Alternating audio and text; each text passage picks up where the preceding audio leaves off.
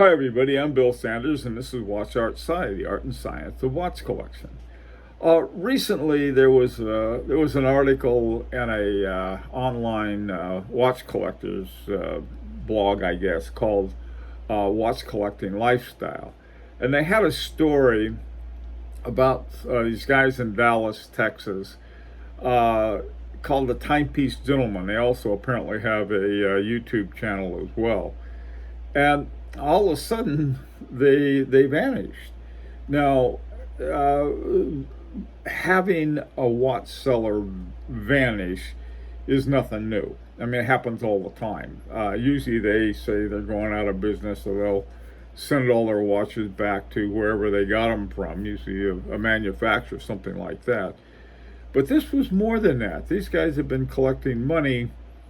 I don't know, it was 1 or 2 thousand bucks a pop. They're going to raise $2 million and put it in their store.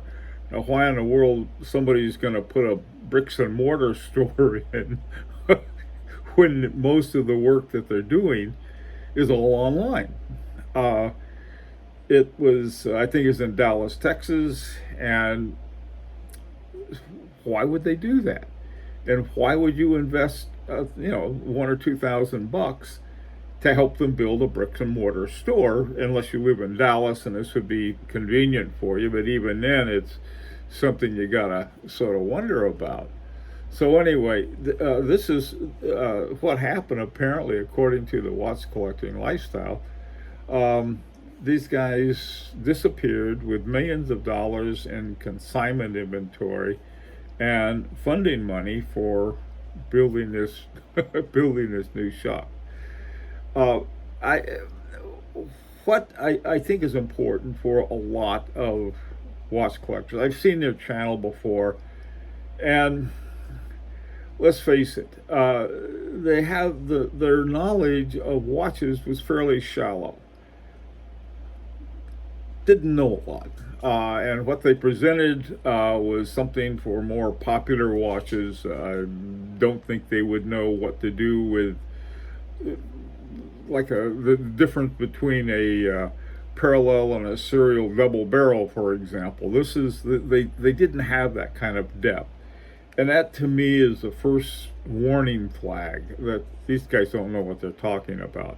And there are a lot of YouTube videos out there that the people do know what they're talking about, and they will talk about these things in some kind of depth. And that I think is if you're going to get your information only from YouTube, that can be problematic too. I mean, I wouldn't trust a guy in a beret telling me about watches. But instead, there are lots of places you can look at. That's one great thing about the internet. They got a lot of junk out there, but also they have a lot of good information. And if you spend some time learning not just about your watch, but the whole process of watchmaking, the history of watchmaking, everything from the quartz crisis back in the 60s and 70s up to some of the latest things, some of the known watchmakers, some of the things they're doing. All of this is important to know, and that way, without knowledge, you're far more likely to be taken advantage of. In not only in watch collection, but in everything. I mean, you don't want to be some kind of rube who falls for every sucker deal that comes along.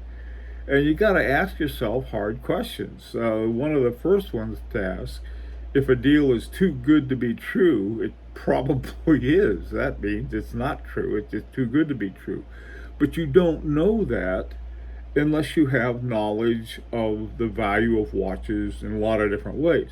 There's a reason, for example, that eBay started this authentication process, because people were getting ripped off all the time on eBay. So they have this authentication process where a watch is sent to an expert that somebody buys, and they send it to the buyer. Same thing with Chrono 24. They have this sort of an intermediary step where they're not going to send the money to the seller unless the buyer gets the watch and sees that he's getting what he paid for. So it's a kind of thing that something must be going on. if they have these safeguards. And so, you know, unless you're ready to lose your shirt on these things, learn about watches, learn as much as you can. Anyway, this is a public service announcement from Watch Art Side. And this is an invitation to subscribe if you'd want. A little commercial there. Don't trust a guy who does that.